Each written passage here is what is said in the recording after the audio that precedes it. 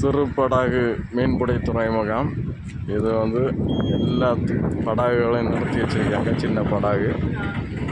இது குமரி மாவட்டத்திலே பேர் கேட்ட படகு துறைமுகம். இது இங்கே பார்க்க வேண்டியதில் ஒரு இதுவரைக்கும் குமரி மாவட்டத்தை பற்றி தெரியாத ரகசியங்களை நாங்கள் உங்களுக்கு வீடியோ தருகிறோம். மீன்பிடி துறைமுகங்கள் அனைத்தையும் கண்டு கழிக்கவும். இந்த இடம் சிறு படகுகளுக்காக ஒதுக்கப்பட்ட இடமாக இருக்கிறது.